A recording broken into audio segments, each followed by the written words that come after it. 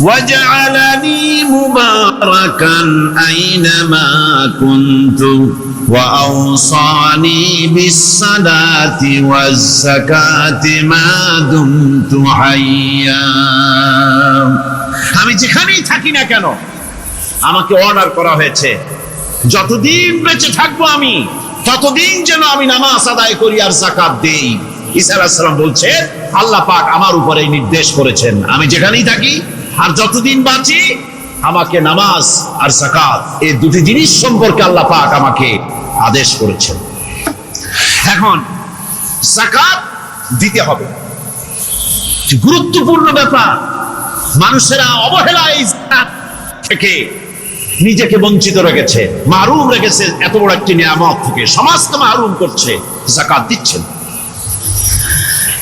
কোরআনে কারীমের 3টি আয়াতে যাকাতের কথা এভাবে বলা হয়েছে, ইয়া আইয়ুহাল্লাযীনা আমানু আনফিকু মিন তাইয়্যিবাতি মা কাসাবতুম ওয়া মিম্মা আখরাজনা লাকুম মিনাল আরদ। হে ইমানদার লোকেরা, তোমরা যেসব পবিত্র অর্থ সম্পদ উপার্জন করো সেগুলি এবং আমি জমিন থেকে তোমাদের যে ফসল দান করি, ফসল উৎপাদন করে দেই, তার থেকে তোমরা আল্লাহর পথে খরচ করো। এগুলো 1 নম্বর আয়াত। 2 নম্বর, প্রথম আয়াত বলা হয়েছে সূরা বাকারায়, আর সূরা আনআমে বলা হচ্ছে কুলু মিন সামারিহি ইযা আসমারা ওয়া আতু হাক্কাহু ইয়াওমা হাসাদিহি। তার উৎপাদিত ফল ফসল তোমরা খাও, আর ফসলের একটি অংশ ফসল কাটার দিনেই আল্লাহর হকটা, আল্লাহর অধিকারটা আদায় করে দাও। যেদিন তোমরা ফসল কাটবে সেদিনই অধিকারটা আদায় করে দাও। এই যে একটা ফরজ, এই ফরজটা মুসলমানেরা বেমালুম ভুলে গিয়েছে। ফসলের যাকাত তারা দেয় না। ফসলের যাকাতকে বলা হয় ওশর। কি বলা হয়? ওশর। এই ওশর এখন যদি আপনি গ্রামে গিয়া কোন শিক্ষিত লোককে যদি জিজ্ঞেস করেন ভাই ওশর কি চেনো, সে বলবে ভাই ওশর এটা কি জাতীয় প্রাণী, সারপোকা না তেলাপোকা না আরশোলা, আমি তো এই নামটাম তেমন শুনি করি নাই, বুঝবি না ওশরটা কি জিনিস। অথচ নামাজ রোজার মতোই ফরজ ওশর আদায় করা। কবে আদায় করবেন? যেদিন আপনি ফসল কাটবেন সেই দিনই ওশর আদায় করে দিবেন। পরিমাণটা কি হবে? পরিমাণ হবে আকাশের বৃষ্টির পানি দিয়ে, আকাশের বৃষ্টির পানি দিয়া যদি ফসল হয় তাহলে দিবেন 10 ভাগের 1 ভাগ। 10 মণ যদি ধান হয়, গম হয়, ডাল হয়, 1 মণ আল্লাহর অধিকার আদায় করে দিবেন। অধিকারটা কার? আল্লাহ কি করবে দিয়ে? আল্লাহর অধিকার মানে গরিবের অধিকার, গরিবের হক। এই অধিকারটা আদায় করে দাও। 10 মণ হলে কয় মণ? কি হলে? যদি আকাশের বৃষ্টির পানিতে হয়। আর যদি আপনার সেচের মাধ্যমে হয়, সেচ পরিকল্পনার মাধ্যমে পয়সা খরচ করে পেট্রোল ডিজেল লাগায়া ইঞ্জিন চালায়া পানি উঠাইয়া কষ্ট করে ফসল ফলাইছেন, তাহলে আল্লাহ পাক বলছেন 10 মণে 1 মণ দেওয়া লাগবে না, তোমার খরচ হয়েছে বেশি। বান্দারে, তোমার উপরে আল্লাহ পাক জুলুম করবেন না, এবার 20 মণ হলে তার থেকে 1 মণ দিও। ওয়ামাল্লাহু বিযাল্লামিন লিল আবিদ। আল্লাহ রাব্বুল আলামিন তার বান্দার উপর জুলুম করেন না। সুবহানাল্লাহ। এইভাবে করে ওশরের যাকাতটা তোমরা ঠিকমতো আদায় করে দিও। ওশরটা দিও, ফসলের ওশর দিও আর টাকার যাকাত দিয়ে দিও।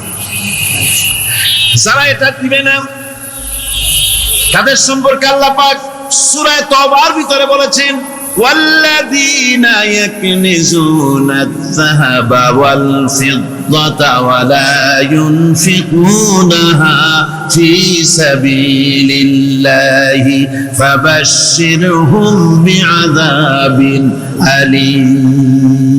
যারা নাকি স্বর্ণ এবং রৌপ্যকে সঞ্চয় করে, জমা করে, ওয়ালা ইউনফিকুনাহা ফি সাবিলিল্লাহ, আর আল্লাহর রাস্তায় তা খরচ করে না, ফাবাশশিরহুম বিআযাবিন আলীম, তাদেরকে কঠিন পীড়াদায়ক পীড়াদায়ক শাস্তির সুসংবাদ দাও। পীড়াদায়ক শাস্তির কি দাও? শাস্তির কি সুসংবাদ হয় নাকি? হয়তো উচিত ছিল শাস্তির দুঃসংবাদ শোনাও, না, আল্লাহ বলছেন সুসংবাদ শোনাও। এটা দৃষ্টান্তটা আমার ভাষায় আমি মানুষকে এভাবে বুঝাই। ছেলে খুব দুষ্ট, দুষ্টামির ঠেলায় অস্থির, তার মা মোটেই সামলাতে পারছে না। তখন মা বলে, বেটা আমার কথা তো শুনলি না, তোর বাবা আসুক, তারপরে আমি তারে নালিশ করব। এমন পিট্টি দেবে, মজা টের পাবি তখন। পিট্টি দিলে কি মজা লাগে নাকি? তার মানে শাস্তির তীব্রতা বুঝাবার জন্য বলা হচ্ছে, মজাটা টের পাবা। আল্লাহ রাব্বুল আলামিন বলছেন, কঠিন পীড়াদায়ক শাস্তির সুসংবাদ ওদের দাও, সোনা রূপা যারা জমা করে রাখে, যাকাত দেয় না, আল্লাহর রাস্তায় খরচ করে না। সোনা এখন পুরুষেরাও ব্যবহার করা আরম্ভ করছে। অবশ্য চিটাগংয়ে এমন কাম শুরু হয়নি। ছাত্র, শিক্ষক, অফিসার গলা একটা সোনার চেন, শীতের দিনেও সামনের বোতাম খুলে রাখে যাতে চেনটা সকলে দেখে।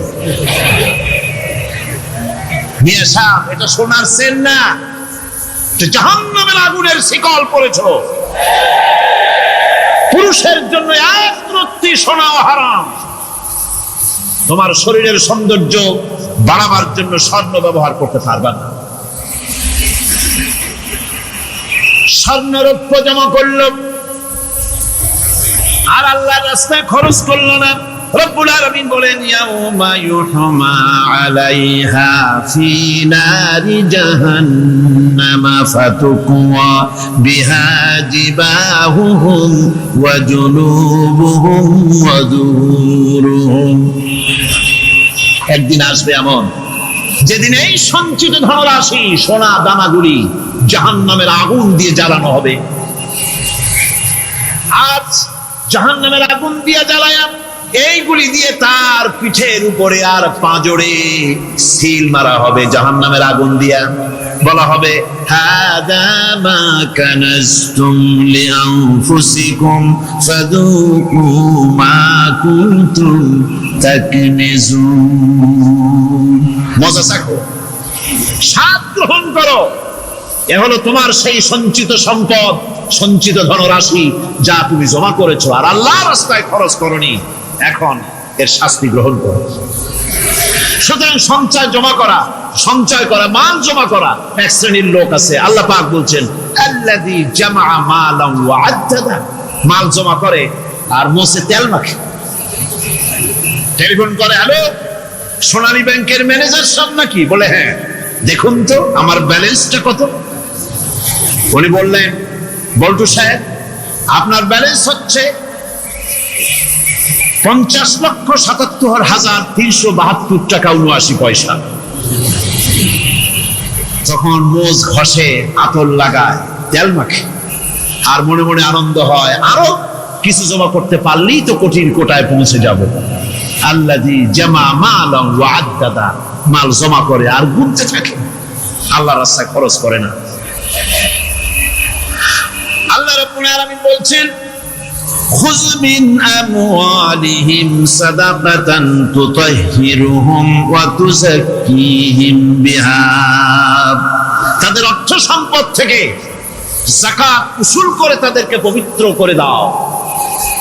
যাকাত আদায় করার মানেই হলো তার সম্পদগুলি পাক হয়ে গেল। কোন আলহামদুলিল্লাহ, সম্পদ পাক হয়ে গেল, পবিত্র হয়ে গেল। আর যেই সম্পদের যাকাত দেওয়া হয় না, আল্লাহর রাস্তায় খরচ করা হয় না, তা সম্পূর্ণরূপে অপবিত্র, নাপাক। কি পরিমাণ সম্পদের নিসাবটা কেমন হবে? নিসাব হবে 52.5 তোলা রৌপ্য যদি আপনার কাছে থাকে, আপনি বাজার দর হিসাবে যাকাত দিবেন। স্বর্ণ 7.5 তোলা পর্যন্ত যদি হয়ে যায়, তাহলে অবশ্যই বাজার দর হিসাবে প্রতি বছর তার যাকাত দিবেন। ছাগল যদি 40টা থাকে, যাকাত দিবেন। গরু যদি 30টা থাকে, তাহলে যাকাত দিবেন। যাকাতের মাসলাটা খুবই কঠিন, যেখানে সেখানে গিয়ে জিজ্ঞেস করে এর জবাব পাওয়া সুকঠিন হয়ে যাবে। এই জন্য মাল পবিত্র করার জন্য, জাহান্নামের কঠিন শাস্তি থেকে বাঁচার জন্য আমি আপনাদেরকে উপদেশ দেব, সাজেশন করব, পরামর্শ দেব একটা বই পড়ার জন্য। বইটা লেখক হচ্ছেন আল্লামা ইউসুফ আল কারজাবী। বর্তমান আসরে, এই বর্তমান বিশ্বের একজন সাহসী মুফাক্কির ইসলাম, কাতার ইউনিভার্সিটির শরিয়া ফ্যাকাল্টির ডিন। তার লেখা ফিকহুজ যাকাত, এই আরবি, বিশাল এই আরবি গ্রন্থের অনুবাদ করেছেন অনুবাদ রাজ্যের রাজা, এদেশে ইসলামী আন্দোলনের, এই ভূখণ্ডের পুরোধা ইসলামী আন্দোলনের বর্তমান সব নেতাদের উস্তাদ আল্লামা হযরত মাওলানা আব্দুর রহিম সাহেব রাহিমাহুল্লাহ। আল্লাহ তাকে জান্নাতুল ফেরদাউসের মেহমান বানায়, নিকজরে কোন আমিন। তিনি এটার অনুবাদ করেছেন ইসলামে যাকাতের বিধান। ইসলামে, নামটা মনে রাখেন, ইসলামে যাকাতের বিধান। ইসলামী ফাউন্ডেশন বইটা বের করেছে, এত বড় 2টি খণ্ড। এই বইটি আপনারা সংগ্রহ করবেন, ইসলামের যাকাত বিধান, বইটি আপনারা সংগ্রহ করবেন মনে করে। এখন যাকাতের নিসাব আমি বললাম, এবার বলবো যাকাতের খাত। আমি যা বলতেছি এগুলি আমার বানানো নাকি? আল্লাহর কথা বলছি। কার কথা? আল্লাহ। যাকাত কোথায় কোথায় ব্যয় করবেন, কারে কারে দিবেন? আল্লাহ রাব্বুল আলামিন বলেন, ইন্নামাস সাদাকাতু লিল ফুকারাই ওয়াল মাসাকিন ওয়াল আমিলিনা আলাইহা ওয়াল মুআল্লাফাতি কুলুবুহুম ওয়া ফিল রিকাব والغارمين وفي سبيل الله وابن السبيل فريضة من الله والله عليم حكيم। সূরা তাওবার মধ্যে আল্লাহ পাক যাকাত কোথায় কোথায় দিবেন খাতগুলি আল্লাহ বলে দিচ্ছেন। কোন আলহামদুলিল্লাহ। সেখানে সেখানে যাকাত দেওয়া যাবে না। যাকাতের জন্য খাত হচ্ছে 8টা। যাকাতের জন্য খাত কয়টা? 8টা। 8টি খাতে আপনার যাকাতের টাকা আপনি ব্যবহার করবেন, ব্যয় করবেন। প্রথম দিবেন ফকিরদেরকে। প্রথম দিবেন কাদেরকে? ফকির। ফকির কারা? ফকির হচ্ছে নিজের জীবন জীবিকায় অন্যের মুখাপেক্ষী। তারপরে শিশু, এতিম, বিধবা, জীবন চালানো খুবই কষ্টকর, অভাবগ্রস্ত লোক, এরা হচ্ছে ফকির। আর মিসকিন হচ্ছে যারা নিজেদের প্রয়োজন উপযোগী অর্থ উপার্জন করার সামর্থ্য নাই, আর মানুষের কাছে আত্মমর্যাদার কারণে হাত পাততেও পারে না। এক কথায় এক গরিব ভদ্রলোক। আল্লাহ কোরআন শরীফে বলেছেন যে এদের চেহারা দেখে বুঝো জ্বর পেটে খাবার নাই, অথবা সে অসুবিধায় আছে, চেহারা দেখে বুঝে তাকে সাহায্য করো। সে এমন শরীফ মানুষ আছে না, আমাদের সমাজের লোক এরকম আছে না? আছে কিনা? ঘরের মধ্যে 3 দিনও রান্না হয় নাই, কিন্তু দাড়ি টাড়ি সুন্দর করে আশ্রায়া জামাটা পরিপাটি করে গায়ে দিয়ে বেরোচ্ছে, কারোর কাছে হাত পাতে না, তার সারা পাতে তার ভদ্রতায় বাঁধে। ওয়াল গারিমিন, আর ঋণগ্রস্ত ব্যক্তি, তাও আবার এমন পর্যায়ের যে ঋণ পরিশোধ করতে গেলে যদি তার এমন অবস্থা হয় যে তার কাছে যাকাত দেওয়ার মতো টাকা থাকে না, এরকমের অবস্থা যদি হয় তাহলে যাকাতের টাকা দিয়ে তার ঋণ পরিশোধ করে দেওয়া যেতে পারে। ফি সাবিলিল্লাহ। এরপরে হচ্ছে জিহাদের রাস্তা। জিহাদের রাস্তা মানে জিহাদ যখন শুরু হবে সেই জিহাদের ময়দানে আপনি বন্দুক রাইফেল কিনে দেওয়ার সাহায্য করবেন সেটা নয়, কিন্তু শুধু এটাকেই বোঝানো হয় নাই। ফি সাবিলিল্লাহ বলতে বোঝানো হয়েছে আল্লাহর রাস্তায় সংগ্রামরত সব ব্যাপারে আপনি সাহায্য করবেন, ইসলামী আন্দোলনের জন্য করবেন। যারা ইসলামের জন্য বইপত্র লেখে তাদের জন্য করবেন, যদি পয়সায় কুলাতে না পারে সেখানে সাহায্য করবেন। ইসলামী আন্দোলনকে বিজয় করার জন্য সাহায্য করবেন। এক কথায় আল্লাহর রাস্তা বলতে যা বুঝায় এগুলিকে দিবেন। ইবনে সাবিল।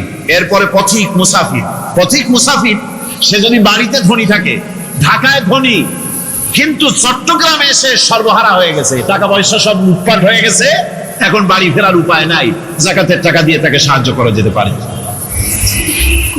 এই 8টি খাতে এভাবে যাকাত দেওয়ার জন্য আল্লাহ খাত সৃষ্টি করেছেন। কয়টা খাত হলো? 8টা খাত। ইসলাম যাকাত ভিত্তিক অর্থ ব্যবস্থা কায়েম করে, আর অনিসলামিক সরকার সুদ ভিত্তিক অর্থ ব্যবস্থা কায়েম করে। যাকাত আর সুদের মধ্যে পার্থক্য কি? যাকাত হচ্ছে, এক কথায় বুঝাই, ব্যাখ্যা দেব না, এক কথায় বুঝাবো। যাকাত হচ্ছে ধনীদের কাছ থেকে নেও, গরিবদেরকে দাও। আবার শুনুন, যাকাত হচ্ছে ধনীদের কাছ থেকে নাও, গরিবদেরকে দাও। আর সুদ হচ্ছে গরিবদের কাছ থেকে নাও, ধনীদেরকে দাও। টাকায় টাকা টানে, একজনে শুনছিল টাকায় টাকা টানে, সে মনে করলো কেমনে টাকায় টাকা টানে। তারপরে সে এক ব্যাংকের সামনে গিয়ে অনেক টাকার মধ্যে নিজের একটা টাকা ছুঁড়ে মেরেছে। ঘন্টা 2 দাঁড়ায় আছে, দেখে যে তার টাকা আসে না। তখন ব্যাংকের দারোয়ান এসে পিছন থেকে গলাটা ঠেসে ধরছে, বেটা তুমি চোর নাকি, না হাইজ্যাকার, না মাস্তান, না সাদাবাজ? কয় যে না, আমি এর কোনোটাই না। তাহলে এই পজিশন নিয়ে দেখতেছো নি? কয় যে আমি শুনছিলাম টাকায় টাকা টানে, সেজন্য আমার পকেটে একটা টাকা ছিল, ওই যে কেশিয়ার টাকাগুলি গুনতেছে ওইখানে মারলাম, দেখিনি টাকা, আমার টাকায় কিছু টাকা টাইনে আনে। এতক্ষণ দাঁড়ানো, আমার টাকা তো টানলই না, আমার যে একটা টাকা তাও আসে না। দারোয়ান বলছে, বেটা তুমি ঠিকই শুনেছো, টাকায় টাকা ঠিকই টানে, ওই অনেকগুলো টাকা তোমার একটা টাকারে এমন ভাবে টাইনে ধরছে, বাইরে আবার উপায় নেই। সুদভিত্তিক অর্থ ব্যবস্থায় গরিবরা এভাবে শোষিত হয়। শোষিত হয় কারা? গরিবরা। সিনেমা কারা বানায়? ধনীরা। শোষিত হয় কারা? গরিবরা। লক্ষ্য করেন, টাকা, আল্লাহর কথা কত বাস্তব। ধনীরা সিনেমা বানায়, শোষিত হচ্ছে গরিবেরা। রিক্সা চালায়, ঠেলা গাড়ি চালায়, মাথার ঘাম পায়ে ফেলেছে, পরিশ্রান্ত হয়েছে, বিকেল বেলায় সেই টাকা নিয়ে যাচ্ছে বাজার করতে। সিনেমা হলের সামনে যায় দেখে সর্বনাশ, যুবক একটা যুবতীর জড়ায় ধরছে 2 হাত দিয়া, নিচে লেখা কি যে প্রেম আর কত যে জ্বালা। বেচারা গরিব মানুষ মাথা গরম হয়ে গেছে এটা দেখিয়া, যে বাইরে যদি এত জ্বালা, ভিতরে না জানি কত মজা। যে টাকা দিয়ে চাউল কিনতো, সেই টাকা দিয়া টিকিট কিনে সিনেমায় ঢুকলো। এর মাথা ঘামানো পয়সাগুলি পাইলো কে? বড় লোকই পেল। বড় লোকেরা ব্যাংকে টাকা রাখে, গরিব মানুষেরা ব্যাংক থেকে টাকা লোন নেয়। কৃষি লোন নিল, গরু কিনলো, বীজ কিনলো, সার কিনলো। আকাশ থেকে বৃষ্টি হলো না, অনাবৃষ্টি, অতিবৃষ্টি, খরার কারণে ফসল হলো না। ব্যাংক কি তার লোন মাফ করবে? তার সুদ মাফ করবে? শেষ পর্যন্ত গরুটা বেচা, মায়ের হাতের, বউর হাতের শেষ চুরি গাছা বিক্রি করে লোন পরিশোধ করলো। বড় লোকের টাকা ওখানে ছিল, ওই টাকায় আরো টাকা গিয়ে জমলো, আর গরিব ফতুর হয়ে গেল। এই জন্য আল্লাহ পাক বলেছেন, সুদ হচ্ছে ওয়াহাল্লাল্লাহুল বায়আ ওয়া হাররামা রিবা। আল্লাহ পাক ব্যবসাকে করেছে হালাল, সুদকে করেছেন হারাম। এই সুদের মধ্যে 70টি গুনাহ, তার ছোট্ট গুনাহ হলো নিজের মায়ের সাথে জিনা করা। জোরে কর নাউযুবিল্লাহ। মায়ের সাথে জিনা করার চাইতে নিকৃষ্ট, এটা হলো ছোট গুনাহ। টের পাইছেন? এটাই হলো ছোট গুনাহ। তাহলে বড় গুনাহ কি? বড় গুনাহ হচ্ছে আল্লাহ আর তার রাসূলের সাথে যুদ্ধ করা। নাউযুবিল্লাহ। সুতরাং এই সুদভিত্তিক অর্থ ব্যবস্থার, এই সুদভিত্তিক অর্থ ব্যবস্থাকে নির্মূল করে দিয়ে ইসলাম যাকাত ভিত্তিক অর্থ ব্যবস্থা কায়েম করেছিল, যার ফলে মানুষ খেয়ে পরে সুখে শান্তিতে বসবাস করেছে। চুরি নাই, ডাকাতি নাই, জেনা নাই, ব্যভিচার নাই, হত্যা নাই, ধর্ষণ নাই।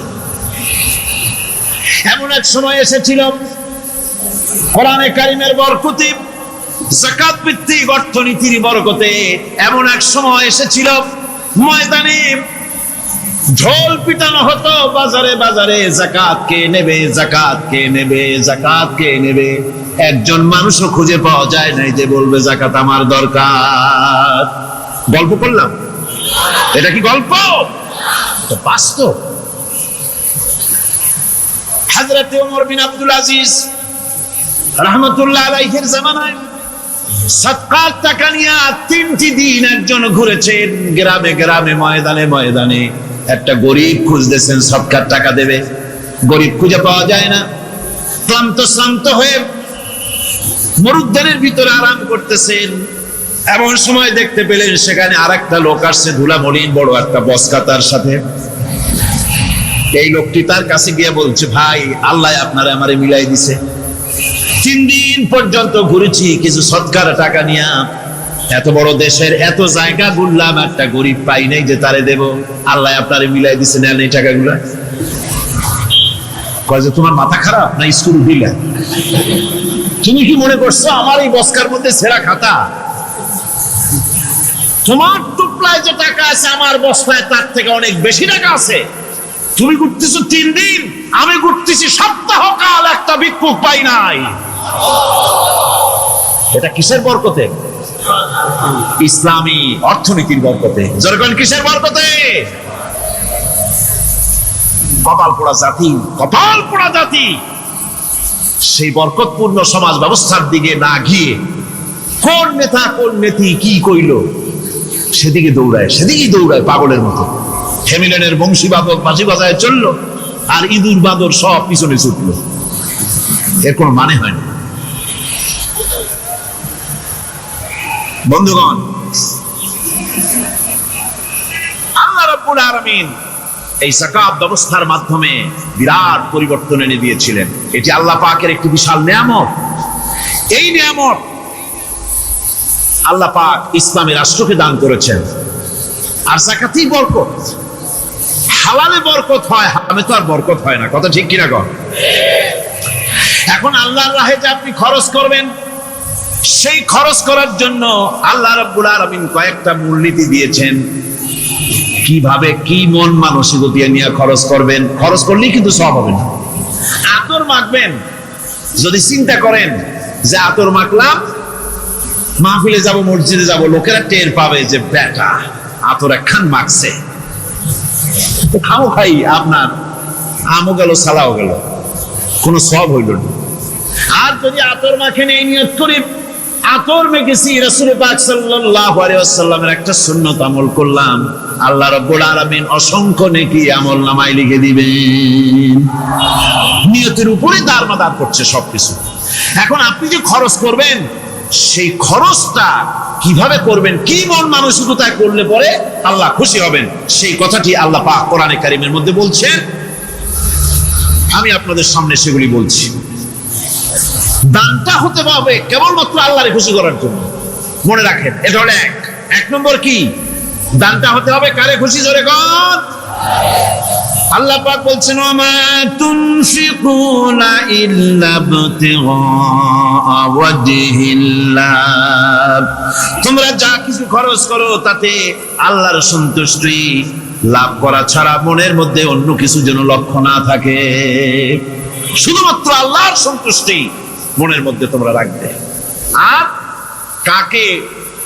কাউকে কোন জিনিস দিয়ে তার কাছে অনুগ্রহ প্রকাশ করতে পারবে না। আমি তোমার এই উপকার করছিলাম, তুমি নেমো খারামের মতো আজ কথা বলো, এরকম বলে না। কাউকে কিছু দিয়ে অনুগ্রহ প্রকাশ করবা না, তার মনে ব্যথা দিবা না। الذين ينفقون أموالهم في سبيل الله ثم لا يتبعون ما أنفقوا منا ولا أذى, যারা আল্লাহর পথে খরচ করে এবং খরচ করার পর নিজের অনুগ্রহ প্রকাশ করে না এবং কাউকেও মনো কষ্ট দেয় না, টাকা দিয়া খোটা দিল না, মনেও কষ্ট দিল না, তাদের জন্য পুরস্কারটা কি শুনুন। আল্লাহ পাক বলেন পুরস্কার হচ্ছে লাহুম আজরুহুম ইনদা রাব্বিহিম ওয়ালা খাউফুন আলাইহিম ওয়ালা হুম ইয়াহজানুন। ওদের জন্য তার পরওয়ারদিগারের কাছে রয়েছে বিরাট পুরস্কার, আজরে আজিম। আল্লাহ নবী ঘুমের থেকে জেগে হযরত আলীকে ডেকে বলেন, আলী, আল্লাহ অর্ডার করেছেন আমি মদিনায় চললাম, আমার বিছানার পরে আমার চাদর গায়ে দিয়ে শুয়ে থাকো। হযরত আলী বলেন, আল্লাহর হাবিব, আপনার চাদর গায়ে দিয়ে ঘুমিয়ে থাকবো, সকালবেলায় কাফির বেঈমানেরা আপনার বিছানার পরে আপনার চাদর গায়ে দেওয়া অবস্থায় আমি আলীকে তারা মুহাম্মদ মনে করবে, আর আমি আলীকে নবী মনে করে তারা তাদের তরবারি দিয়া কেটে কেটে টুকরা টুকরা করে আমারে বিদায় করে দেবে দুনিয়া থেকে। এতটুকুনো পরোয়া করি না, বরং আমার দিলের মধ্যে এটাই তৃপ্তি থাকবে যে আমি আলীর জীবনের বিনিময় আল্লাহর হাবিব দুনিয়ায় বেঁচে আছেন। নবীজি ঘরের থেকে বেরোলেন, চতুর্দিকে কাফেররা দাঁড়ানো। আল্লাহ নবী হাতে এক মুষ্টি বালু হাতে নিয়ে শাহ হাতেল বজু পরে 3 বার দম করে বালুগুলো ছেড়ে দিলেন। বালিগুলি ঘরের চতুর্দিকে কাফেরদের চোখে চলে গেল। পরবর্তী সময় রব্বুল আলামিন ডেকে বলেন, নবীরে, বালি যখন নিক্ষেপ আপনি করেছিলেন, ধুলাগুলি আপনি তো শুধু নিক্ষেপ করেছিলেন, কিন্তু চতুর্দিকে কাফেরদের চোখে গেল কেমনে? একদিকে মেরেছিলেন, সেই দিকেই তো যাওয়ার কথা ছিল, চতুর্দিকের কাফেরের চোখে চোখে সেগুলো পৌঁছে গেল কেমনে? ওয়ামা রামাইতা ইদ রামাইতা ওয়ালাকিন্নাল্লাহ রামা। আপনি নিক্ষেপ করেন নাই, যখন আপনি নিক্ষেপ করেছিলেন আপনি তো শুধু বালু কণা ছেড়েছেন, আর ওই বালু কণাগুলি ঘরের চতুর্দিকে সব কাফেরদের চোখে পৌঁছবার দায়িত্ব আমার কুদরত গ্রহণ করেছিল। আমার ভাইরা, নবীজি বিপদে, এতগুলি শত্রু তরবারি নিয়ে তিনি বিপদে ধৈর্যহারা হন নাই। আস্তে করে ঘরের থেকে বেরিয়ে হযরত আবু বকরের বাড়িতে গিয়ে হাজির। দরজায় গিয়ে আওয়াজ দিলেন, আবু বকর। অমনি দরজা খুলে গেল। লাব্বাইক ওয়া সাদাইক। হুজুর বলেন, আবু বকর রে, একটা ডাকে কেমনে সাড়া দিলে? তুমি কি ঘুমাইছিলে না? হযরত আবু বকর বলেন, হুজুর, আপনি বলেছেন আমাকে নিয়ে হিজরত করবেন, আমি মনে মনে চিন্তা করেছি, না জানি কত রাত্রে নবীজি আসেন, উঠতে যদি আমার দেরি হয়ে যায়, নবীজি যদি দরজার কাছে দাঁড়ায় দাঁড়ায় আমারে ডাকাডাকি করে, আর আমি যদি ঘুমায় থাকি, তাহলে আল্লাহর নবীর সঙ্গে বেয়াদবি হয়ে যাবে। এই মনে করে বিছানায় না ঘুমাইয়া আপনার গলার আওয়াজ শোনার জন্য এই দরজার সঙ্গে পিঠ লাগাইয়া লাগাইয়া দাঁড়ায়া ঘুমাচ্ছিলাম। আল্লাহর নবী হযরত আবু বকরকে সঙ্গে করে নিয়ে চললেন মদিনার দিকে। উল্টা পথে রওনা করলেন। বারবার কাবা শরীফের দিকে তাকাতে লাগলেন। বুখারী শরীফে এসেছে, নবীজি বারবার কাবার দিকে তাকিয়ে বলতেছেন, রে কাবা, বড় আশা ছিল তোর কাছে থাকবো, তোর খেদমত করব, কিন্তু তোর নিষ্ঠুর সন্তানেরা তোর কাছে আমারে থাকতে দিল না রে। আল্লাহ নবী মিসফালা দিয়ে জাবালে কেদোয়ার উপর দিয়ে চলে গেলেন জাবালে সুরে। গুহার কাছে যখন গিয়েছেন, হযরত রক্ত হয়ে গেল। হযরত আবু বকর রাদিয়াল্লাহু তাআলা আনহু বলছেন, হুজুর, আর উপায় নাই, দিন হয়ে গেল, এখন বুঝি ধরা পড়ে যাব, ওই গুহার মধ্যে গিয়ে আশ্রয় নেই। তবে আপনি দাঁড়ান, গুহার ভিতরেই পাহাড়িয়া গুহা, বিচ্ছু থাকতে পারে, সাপ থাকতে পারে, আমি আগে ঢুকি, যদি কোনো হিংস্র প্রাণী থাকে আমার উপর দিয়ে আঘাত হয়ে যাক, আল্লাহর নবী হেফাজতে থাকুন। হযরত আবু বকর রাদিয়াল্লাহু তাআলা আনহু গুহার ভিতরে নামলেন। নেমে গুহা সাফ করে হুজুরকে ডাকলেন। হুজুর তাশরীফ ফরমালেন গুহার মধ্যে। হুজুর বলেন, আবু বকর, হেঁটে হেঁটে কষ্ট হয়ে গেছে, তুমি বসো, তোমার উরুর উপরে মাথা রেখে আমি একটু ঘুমায়ে যাই। আল্লাহর হাবিব ঘুমায় গেলেন। হযরত আবু বকর লক্ষ্য করে দেখেন চতুর্দিকে অনেকগুলি গর্ত দেখা যায়। এই গর্ত থেকে সাপ আসতে পারে, বিচ্ছু আসতে পারে মনে করে নিজের গায়ের চাদর ছিঁড়ে ছিঁড়ে গর্তগুলি বন্ধ করা শুরু করে দিলেন। কয়েকটা গর্ত বন্ধ করার মতো চাদর আর নাই, পাও দিয়ে চেপে ধরলেন। এক পাহাড়িয়া বিষধর সাপ বেরোবার জন্য চেষ্টা করে বেরোবার পথ খুঁজে না পেয়ে হযরত আবু বকরের পায়ের উপরে দংশন করেছে। বিষের যন্ত্রণায় হযরত আবু বকরের চোখ থেকে পানি দরদর করে পড়ছে। রাসূলুল্লাহর ঘুম ভেঙে গেল। আল্লাহর নবী তাকে বলেন, আবু বকর, চোখে পানি কেন? বাড়ির কথা বুঝি মনে পড়ে গেছে। হযরত আবু বকর বলেন, ইয়া রাসূলুল্লাহ, আল্লাহর নামে কসম করে বলি, যেই দিন আমি ঈমান এনেছি ওই দিন থেকে আমার মা বাপ, আমার কোলে আমার সন্তান, আমার স্ত্রী, আমার জায়গা জমি ঘর বাড়ি, এমনকি আমার নিজের আত্মার চাইতে হুজুর আপনারে ভালোবাসি বেশি। তাহলে কাঁদো কেন? হযরত আবু বকর বলেন, হুজুর বাড়ির জন্য কাঁদি না, ছেলেপেলের জন্য কাঁদি না, সাপে দংশন করেছে যন্ত্রণায় কাঁদতেছি। আল্লাহ নবী সঙ্গে সঙ্গে মুখ থেকে থুতু বার করে যন্ত্রণার জায়গায় লাগাই দিলেন, সঙ্গে সঙ্গে যন্ত্রণা বন্ধ হয়ে গেল। হুজুর বললেন, আবু বকর, প্রথম যখন তোমার এই আঘাত করেছিল সাপে, আমাকে কেন তাড়াতাড়ি বলো নাই? এতক্ষণ তো তোমার কষ্ট হতো না। হযরত আবু বকর বলেন, ইয়া রাসূলুল্লাহ, ওটা তো সাপে কাটার যন্ত্রণা, ওই যন্ত্রণায় আমার রক্ত জ্বলতেছে, যন্ত্রণায় যন্ত্রণায় আমার কলেজাটা যদি ফেটেও যেত। আল্লাহর হাবিব আরাম ফরমাচ্ছিলেন, আমি তাকে আরামে বিঘ্ন ঘটাতে পারতাম না। আমার ভাইয়েরা, হযরতে আবু বকর, হযরতে রাসূল দুজন বসে আছেন। এমনি সময় কাফের বেঈমানেরা খুঁজতে খুঁজতে জায়গা মতো এসে গেছে। একজনে বলে ভিতরে আছে, আর একজনে বলে নাই। পায়ের যদি থাকবে তাহলে মাকড়সায় জাল বুনালো কি করে, পাখি ডিম পেড়ে বসে আছে কি করে, তাদের সন্দেহ হতে লাগলো। এর মধ্যে নাই একজন বলে আছে আর একজন বলে নাই। হযরত আবু বকর ভয়ের চোটে কেঁদে ফেলেছেন, হুজুর আর উপায় নাই। এই যে অবস্থান, এই অবস্থার ভিতরে, এই অবস্থার ভেতরেও আল্লাহ নবী এতটুকু ঘাবড়ে যান নাই। শত্রুরা তরবারি নিয়ে এসেছে, সুযোগ পেলেই একটু তাকালেই দেখতে পাবে, তুলে মেরে ফেলে দেবে। আল্লাহর হাবিব মোটেই ধৈর্য হারালেন না, এতটুকু হতাশ হলেন না। আল্লাহ পাকের হাবিব তার সাথীকে কি বললেন? তখন কোরআনে কারীম সূরা তাওবার মধ্যে আল্লাহ তা উদ্ধৃত করেছেন মুমিনদের জন্য, ইযহুমা ফিল গার ইয ইয়াকুলু লিসাহিবিহি লা তাহজান ইন্নাল্লাহা মা'ানা।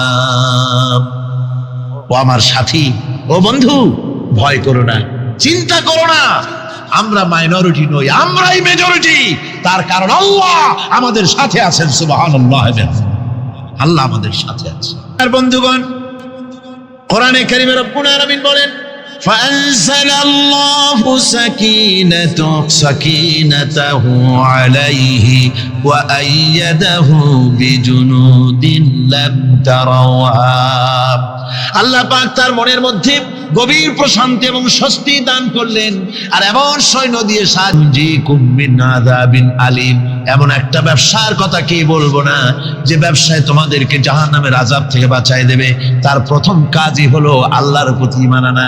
ঈমান আনলে পরে এই সমস্ত গুণ তৈরি হয়ে যায়। আর ঈমানে সবচাইতে উপকৃত হয় সমাজের লোকেরা, রাষ্ট্রের লোকেরা, পরিবারের লোকেরা, দেশের মানুষ উপকৃত হয় মুমিনদের দিয়ে ঈমানের কারণে। তার কারণ হলো একজন মুমিন, একজন ব্যক্তি যখন ঈমানদার হয়, মুমিন হয়ে যায়, আল্লাহর প্রতি যখন প্রগাঢ় বিশ্বাস তার এসে যায়, তখন সেই ব্যক্তি নৈতিকতার মান তার বেড়ে যায়। জোরে বলেন সুবহানাল্লাহ। নৈতিক চরিত্রের উপরে সে প্রতিষ্ঠিত হয়, সে মিথ্যা বলতে সাহস পায় না। মুমিন ব্যক্তি মিথ্যা বলতে সাহস পায়? পায় না। কেন পায় না? মিথ্যা বলতে সাহস পায় না, ঠকাতে সাহস পায় না, ওজনে কম দিতে সাহস পায় না, শয়তানি বদমাশি করতে সাহস পায় না। তার কারণ হলো আল্লাহ পাক বলে দিয়েছেন, মুমিন কোরআনের ভিতরে পড়েছে, ইয ইয়াতালাক্কাল মুতালাক্কিয়ানি আনিল ইয়ামিনি ওয়া আনিশ শিমালি কাঈদ। দুজন নিয়ন্ত্রণকারী ফেরেশতা তোমার ডানে এবং বামে বসে বসে তোমাকে নিয়ন্ত্রণ করছে। কোথায় যাও, কি করো, এই ফেরেশতারা বসে বসে সব দেখতেছে। মা ইয়ালফিযু মিন কাওলিন ইল্লা লাদাইহি রাকীবুন আতীদ। মানুষ এমন কোনো কথা বলে না যা ফেরেশতারা রেকর্ড না করে, সব রেকর্ড হয়ে যায়। তাই মুমিন ব্যক্তি দায়িত্বহীন কথা বলতে পারে না। মুমিন ব্যক্তির চরিত্র ভালো হয়ে যায়, সে যে কথা বলে বুঝে শুনে কথা বলে, সে যে ওয়াদা করে বুঝে শুনে ওয়াদা করে। যেহেতু সবকিছুর জবাব কিয়ামতে দিতে হবে। কোথায় দিতে হবে? কোথায় দিতে হবে? কিয়ামতে আল্লাহর দরবারে জবাব দিতে হবে। মহান আল্লাহ রাব্বুল আলামিন বলেছেন, ওয়ালাকাদ খলাকনাল ইনসানা ওয়া না'লামু মা তুওয়াসবিসু বিহি নাফসু।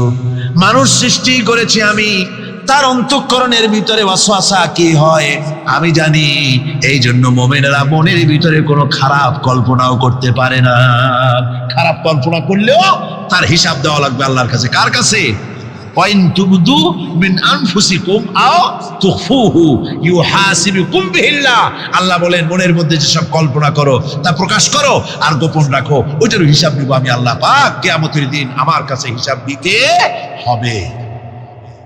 বন্ধুগণ, এই জন্য মুমিন যারা, মুমিনদের চরিত্র প্রতিষ্ঠিত হয়, মুমিনদের ধারণা থাকে যেখানেই যাই না কেন, যেখানেই বসি না কেন, সেখানেই আল্লাহ, আল্লাহ ছাড়া কোনো জায়গা নাই। আছে নাকি?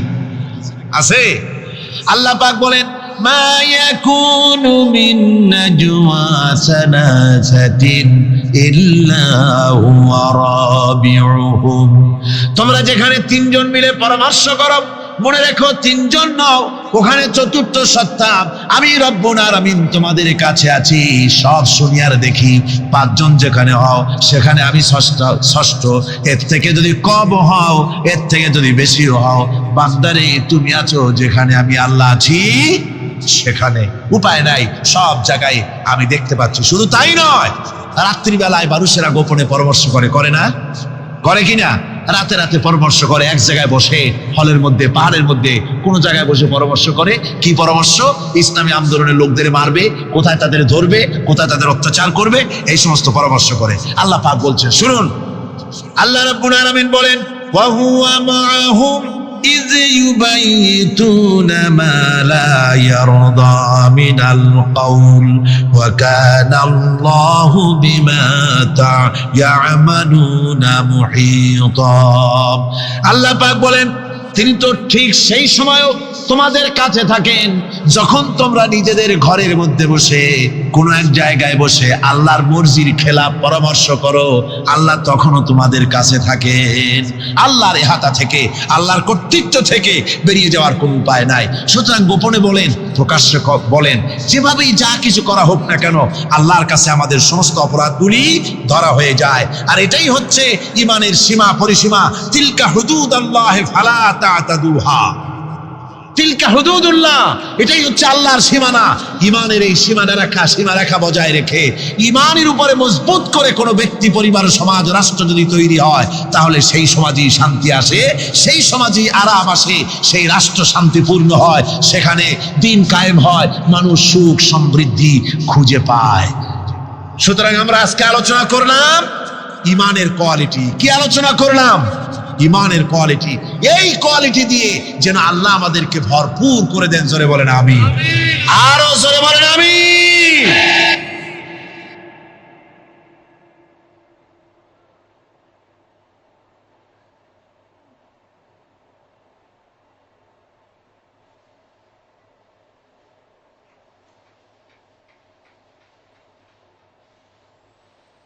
একবার রাসূল পাক সাল্লাল্লাহু আলাইহি সাল্লামের কাছে একজন মুশরিক এসেছেন, তার কাছে একটা ভাঙ্গা মূর্তি।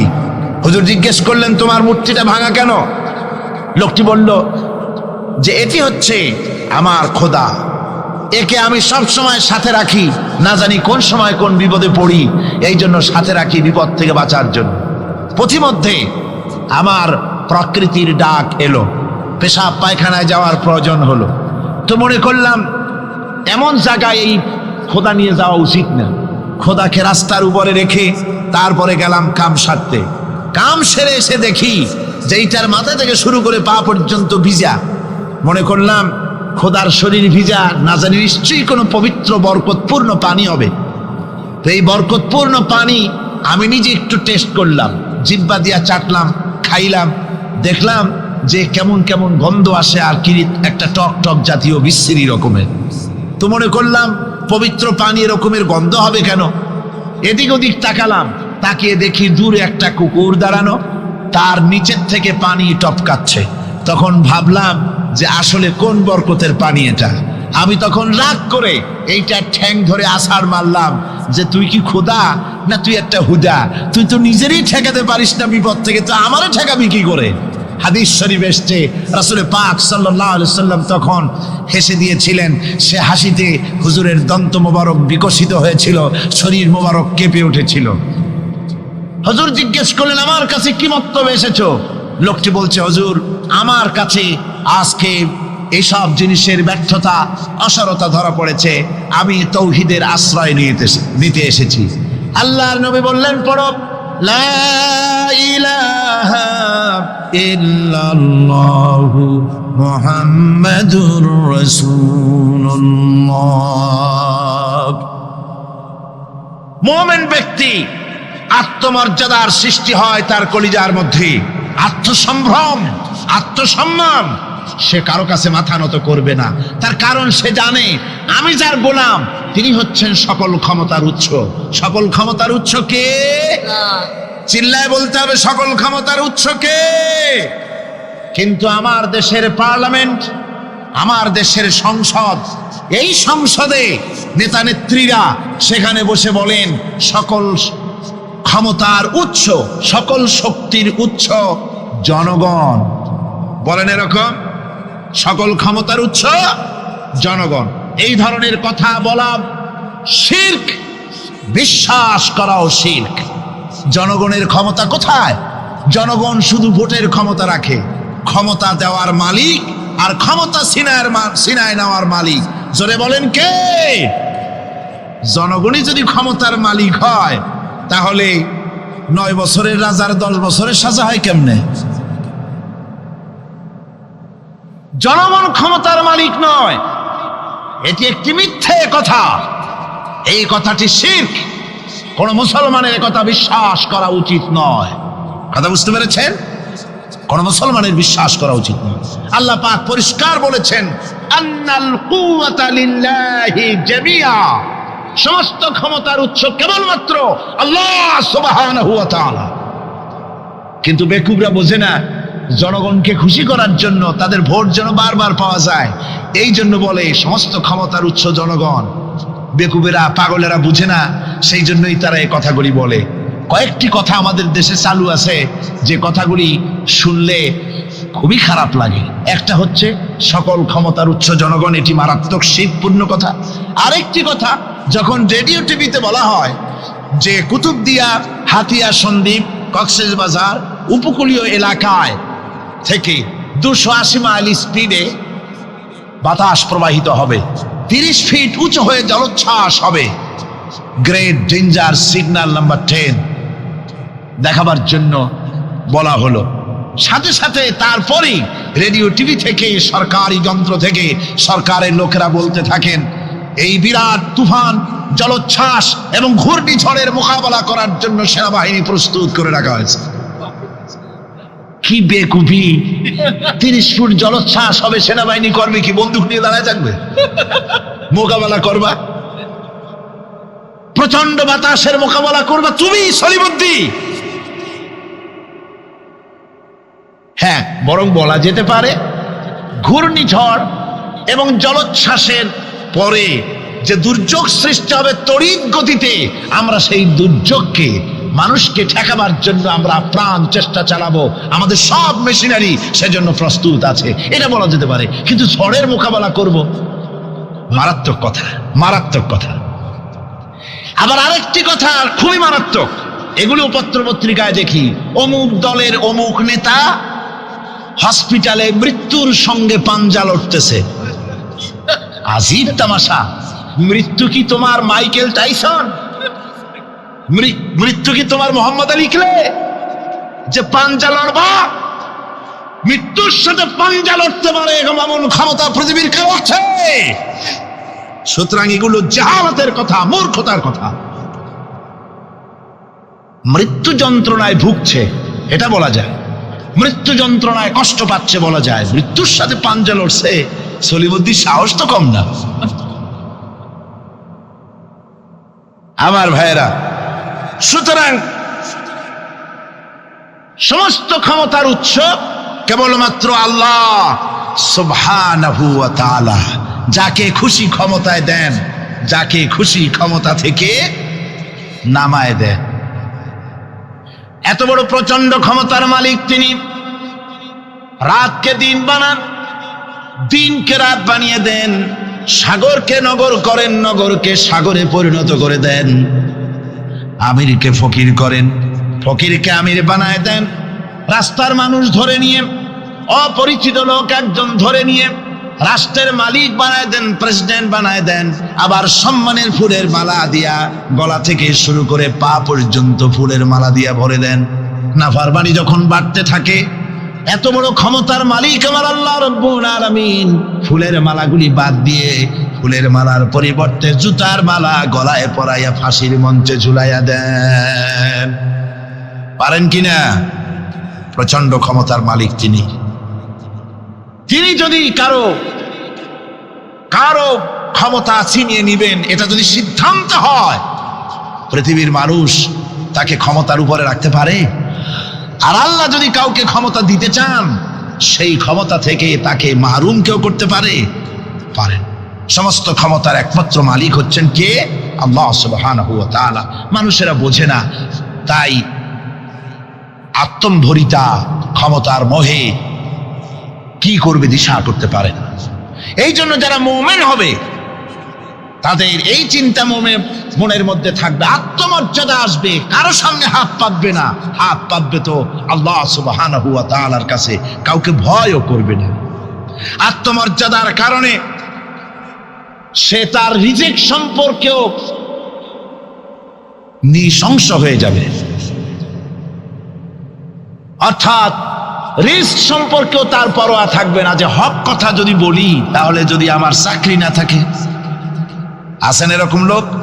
হক কথা যদি বলি, চাকরি যদি না থাকে, দাওয়াত যদি আর না হয়, গুলি খেয়ে যদি মরি, এই চিন্তাও মুমিনের লোকের মধ্যে থাকে না, যেহেতু তার আত্মমর্যাদা এসেছে। রিস্কের মালিক মসজিদের মুতাল্লি নয়। অনেক ইমাম আছে মসজিদে, হক কথা বলতে সাহস পায় না। আছে না? চট্টগ্রামে না থাকতে পারে, বিভিন্ন জেলায় আছে, হক কথা বলার সাহস পায় না, মনে করে রিস্কের মালিক সেই মুসলমানদের কলিজা, সেই মুসলমানদের রূহ, গোটা পৃথিবীর মুসলমানদের মগজ, পৃথিবীর শ্রেষ্ঠ নেয়ামত আল্লাহ রাব্বুল আলামিনের আখেরি কালাম কোরআনের বিরুদ্ধে কেস হয়েছে।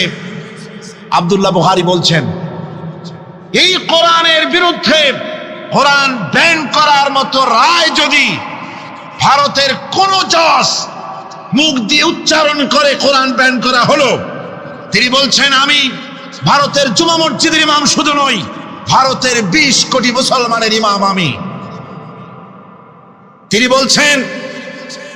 বলছেন যদি কোরআনে কারীমকে ব্যান করার রায় ঘোষণা করবে যে জজ, সে জজকে আমি পায়ের নিচে তলায় ধরে বাম হাত দিয়ে তার জিহ্বাটা টেনে ছিঁড়ে ফেলে দেব। আমার দেশে ভারতের মসজিদের ভেতরে ইমামরা যে কথা বলতে সাহস পায়, আমার দেশের মসজিদের অনেক ইমাম আগে যারা একটু সাহস পেত, এখন আবার অনেকের মধ্যে কোন কোন জেলায়, চিটাগং না কিন্তু কোন কোন জেলায় সাহস একটু কমে গেছে। তার কারণ কিছু বেয়াদব রাজনীতিক তারা বলেছে মসজিদের মধ্যে রাজনীতি করতে দেওয়া হবে না। ওরা হচ্ছে বেয়াদব। জোরে বলেন ওরা কি? আরো জোরে বলেন ওই সব রাজনীতিবিদরা কি?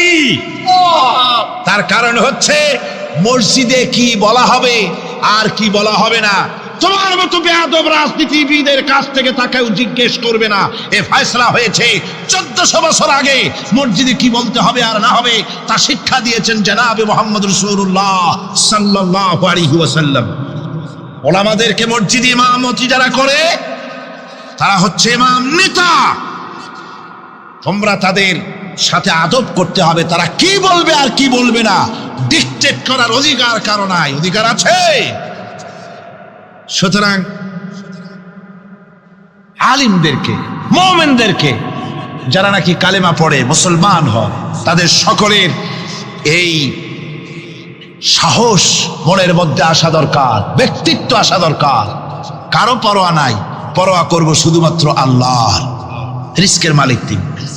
আল্লাহ রাব্বুল আলামিন বলেছেন ওয়ামা মিন দাব্বাতিন ফিল আরদি ইল্লা আলাল্লাহি রিজকুহা। এই পৃথিবীর বুকে এমন কোন বিচরণশীল জীব নাই যে জীবের রিজকের দায়িত্ব আমি আল্লাহ আমার নিজ হাতে গ্রহণ করি নাই। সব জীবের রিজকের চাবি আমার হাতে। কার হাতে? তাহলে ভয়টা কিসের? আপনার একটা পেট, তাই নিয়ে এত চিন্তা। অথচ এই পৃথিবীতে আল্লাহ পাক বলেন অসংখ্য প্রাণী আছে যাদের কোনো সঞ্চয় নাই। শকুন, শকুনের মরা গরু অনেকগুলি ব্যাংকে জমা আছে নাকি? কবে কোথায় একটা মরা গরু পাইছে আর খোঁজ নাই, খবর নাই। ওগুলা কি না খাইয়ে মরতে দেখছেন রাস্তায় পথে ঘাটে? সুবহানাল্লাহ বিহামদিহি। অসংখ্য প্রাণী এভাবে দুনিয়া আছে। আল্লাহ রাব্বুল আলামিন বলেন যাদের কোনো সঞ্চয় নাই, যারা কোনো সঞ্চয় করে না, এ ধরনের সাপগুলি, শিয়ালগুলি, বাঘগুলি, পাখিগুলি, জলচর প্রাণী, স্থলচর প্রাণী আর অন্তরিক্ষে মহাশূন্যে উড়ে বেড়ায় যে সব প্রাণী, এ ধরনের শত সহস্র কোটি কোটি প্রাণী, তারা সকাল বেলায় খালি পেট নিয়ে বেরিয়ে যায়। খালি পেট নিয়ে সকাল বেলায় বেরিয়ে গেল, আবার সন্ধ্যায় যখন বাসায় ফেরে সমস্ত প্রাণীগুলির পেট আল্লাহ রব্বুল আলামিন ভরে দেন। সুবহানাল্লাহ। একটা প্রাণীও খালি পেটে বাড়ি ফেরে না। সুবহানাল্লাহ, সুবহানাল্লাহ। অথচ তাদের কিন্তু জন্ম নিয়ন্ত্রণের ব্যবস্থাও নাই। জঙ্গলে যত প্রাণী আছে তারা কি কোনোদিন মিছিল করে এসে বলেছে বাংলাদেশ সরকার আমাদের জঙ্গলের মধ্যে কোনো খোঁজ খবর তো আপনারা রাখেন না, এখানে বাচ্চা কাচ্চা বেশি হইতেছে আর খাওয়াইতে পারি না, এবার কিছু পরিবার পরিকল্পনার ওষুধপত্র পাঠান? কোনোদিন বলেছে? বলে নাই, বলবেও না। কে খাওয়ায়? আল্লাহ পাক খাওয়া, আল্লাহ পাক খাওয়া। সুতরাং আল্লাহ রাব্বুল আলামিন রিজকের মালিক, একথা বিশ্বাস করতে হবে। সেই বিশ্বাসের অর্থ এই নয় যে আপনি চুপ করে বসে থাকবেন আর ফেরেশতারা রান্না করে আপনারে রূপচাঁদা মাছ খাওয়াই দিয়ে যাবে, এরকম না। বিশ্বাস করতে হবে, কাজ করতে হবে, এর ফলে আল্লাহ রাব্বুল আলামিন রিজকের ব্যবস্থা করবে। ঈমান আনার পর প্রথম যে কোয়ালিটিটা হবে সেই কোয়ালিটি হচ্ছে পার্সোনালিটি, আত্মসম্ভ্রম, আত্মমর্যাদা। দুনিয়ায় কারো সামনে মাথা সে নত করবে না, মাথা নত করবে কেবলমাত্র আল্লাহর কাছে। সে বিশ্বাস করবে খাইরিহি ওয়া শাররিহি মিনাল্লাহি তাআলা, ভালো মন্দ সব কার কাছ থেকে হয়? আল্লাহর কাছ থেকে হয়। সে কিছুতেই বিশ্বাস করবে না যে কোনো মাজারের কাছে গেলে, কবরের কাছে গেলে আমার তকদির পাল্টে যাবে, কোনো মোমেন তা বিশ্বাস করবে না। কথা বুঝতে পেরেছেন? ভালো করার মন্দ করার সবটা মালিক আল্লাহ সুবহানাহু ওয়া তাআলা। এরপরে 2 নম্বরের যে কোয়ালিটি সৃষ্টি হবে মুমিনের মধ্যে ঈমান আনার পর, সে গুণটা হচ্ছে সে বিনয়ী হবে। বিনয়, বিনম্রতা তার এক বৈশিষ্ট্য হবে। বিনয় এবং বিনম্রতার বৈশিষ্ট্য হবে। তার কারণ হচ্ছে ঈমান আনার পরে সে জানতে পেরেছে আল্লাহ রাব্বুল আলামিনের কর্তৃত্ব থেকে বেরিয়ে আসার ক্ষমতা কারো নাই। অহংকার করে যাব কোথায়? আস্ফালন করে যাব কোথায়? আল্লাহর রাজত্বের বাইরে, আল্লাহর ক্ষমতার বাইরে যাওয়ার ক্ষমতা তো কারোই নাই। সুতরাং অহংকার তার মধ্যে জায়গা পাবে না। আল্লাহ পাক দুনিয়ার সমস্ত মানুষের জিনকে পরিষ্কার করে বলেছেন, ইয়া মাশারাল জিন্নি ওয়াল ইনস ইন ইসতাতা'তুম আন তানফুযু মিন আকতারিস সামাওয়াতি ওয়াল আরদ فانفذوا لا تنفذون إلا بسلطان। হে পৃথিবীর মানুষেরা আর জেনেরা, যদি সম্ভব হয় আমার আকাশের নিচের থেকে জমিনের উপর থেকে বেরিয়ে যাও। আল্লাহুস সামাদ লাম ইয়ালিদ ওয়া লাম ইউলাদ ওয়ালাম ইয়াকুন লাহু কুফুয়ান আহাদ। আল্লাহ পাক বলেন, বান্দারে ও আমার নবী আপনি বলুন, আল্লাহ পাক এক এবং একক, তিনি নিরঙ্কুশ, তিনি বেনিয়াস, তিনি কারো মুখাপেক্ষী নন, তিনি কাউকে জন্ম দেন নাই, তাকেও কেউ জন্ম দেয়নি। আকাশ এবং জমিনে আল্লাহর সমকক্ষ কেউ নাই। তোমরা হচ্ছ ফকির আর আমি আল্লাহ হচ্ছি বেনিয়াস। লিল্লাহি মা ফিস সামাওয়াতি ওয়া মা ফিল আরদ, আকাশে যা আছে জমিনে যা আছে সব আল্লাহ। সব কার? আল্লাহ পাকের। সুতরাং কিসের অহংকার, কিসের মাতবাড়ি? মানুষ পেছনের কথা ভুলে যায়, মোটেই চিন্তা করে না। একটু আগে যারা ক্ষমতায় ছিল আজকে তারা ক্ষমতা হারা, আজকে যারা ক্ষমতায় এলো তারা আবার ক্ষমতা মস্তদে বসে দুনিয়ার সব বিপদ আপদ ভুলে যায়। কি করে আরো বেশি লুটপাট করা যায়, আরো বেশি মানুষকে শোষণ করা যায়, মানুষ এই চিন্তাই করে। অহংকারে ক্ষমতার দর্পে ফেটে পড়ে, চিন্তা করে না পেছনের কথা। আল্লাহ রাব্বুল আলামিন বলেন,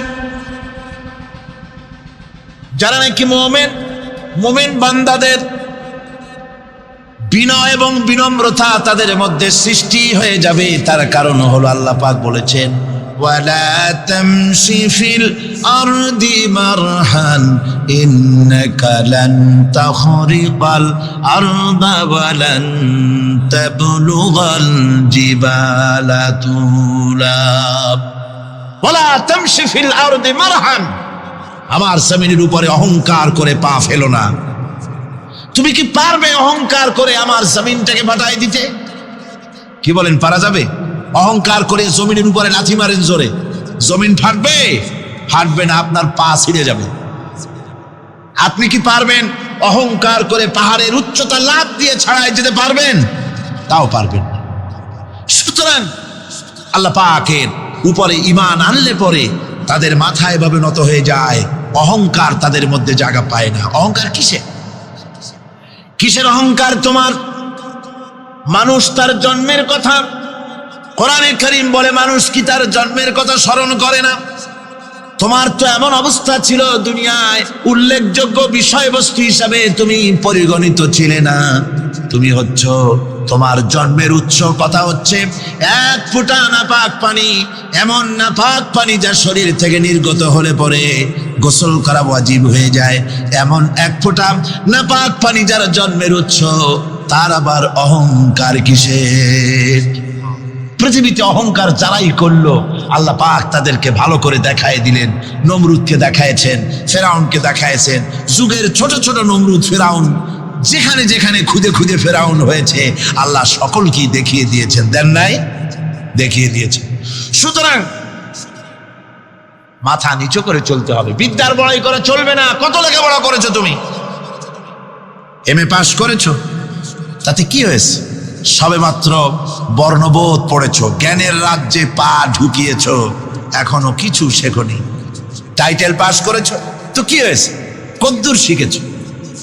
নিউটনের মতো মানুষ মৃত্যুর সময় বললেন, কেন সমুদ্রের বেলাভূমিতে দাঁড়িয়ে সামান্য বালু কণা নিয়ে নাড়াচাড়া করলাম, অথই সমুদ্রের কিছুই দেখতে পারলাম না।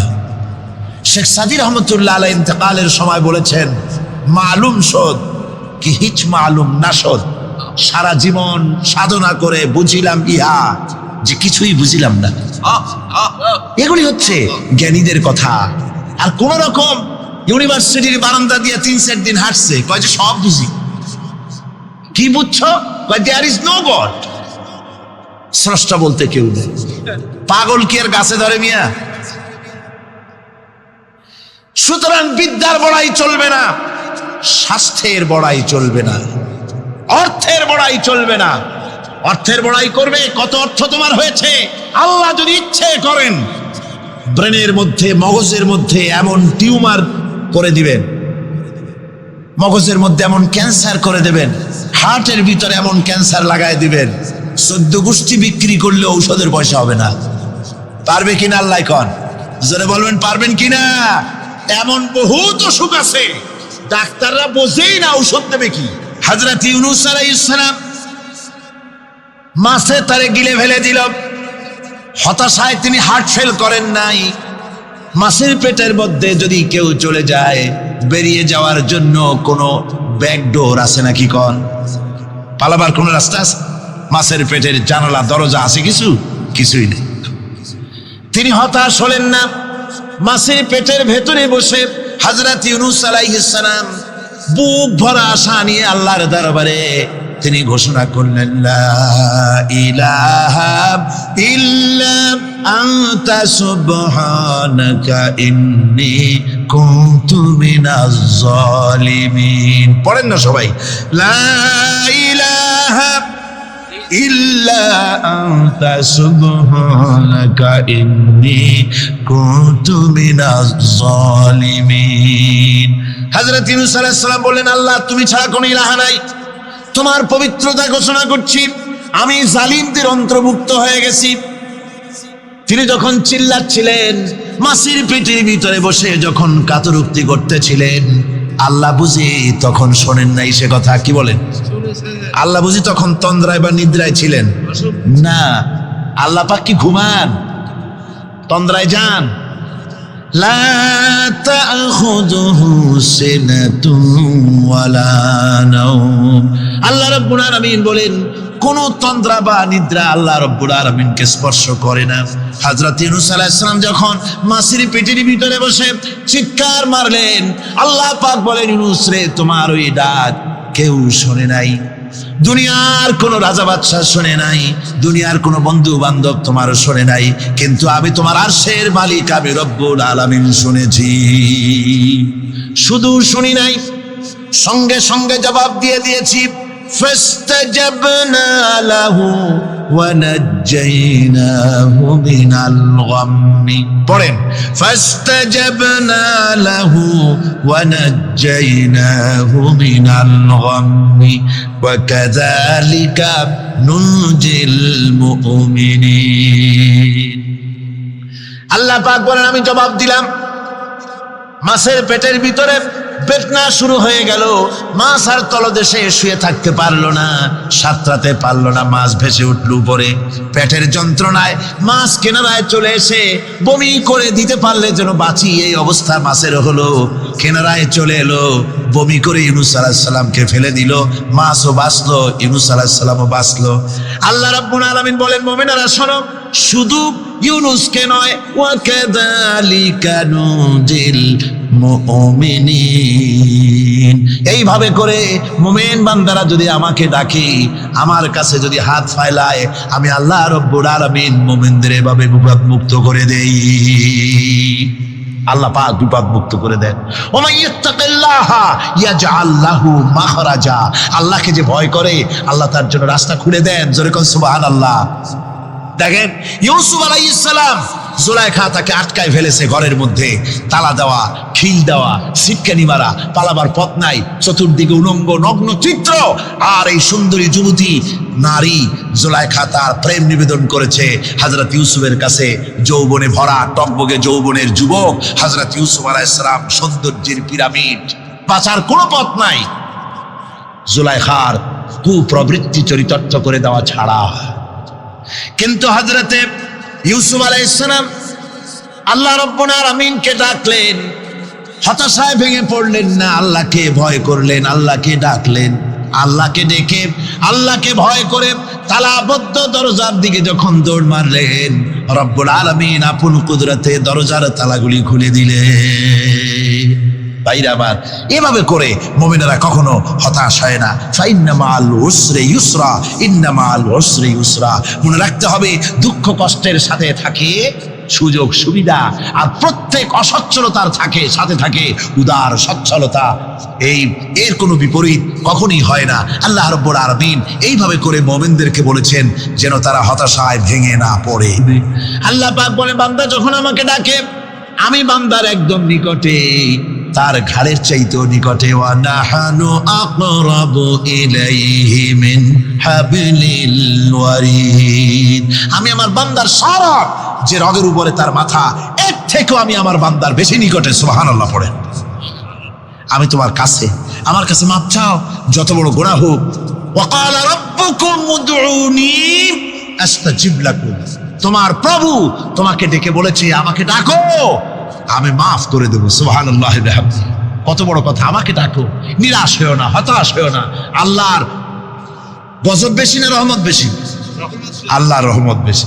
হাদিসে কুদসির ভিতরে এসেছে, আল্লাহ পাক বলেছেন, কোন বান্দা যদি আমার দিকে এক বিঘত অগ্রসর হয়, আমার রহমত তার দিকে এক হাত এগিয়ে যায়। কোন বান্দা যদি আমার দিকে হেঁটে আসে, আমার রহমত তার দিকে দৌড়ে যায়। বান্দা যখন আল্লাহর দরবারে দুহাত উঁচু করে চোখের পানি ফেলে দেয়, মুসলিম শরীফের হাদিসের ভিতরে এসেছে, গভীর রাত্রে, রাতের তৃতীয় অংশে আল্লাহ রাব্বুল আলামিন প্রথম আকাশে আসেন আর ডেকে বলেন, পৃথিবীতে আছো নাকি কেউ গুনাহ করে জীবন বরবাদ করে দিয়েছো, আমার কাছে মাপ চাও। ঋণ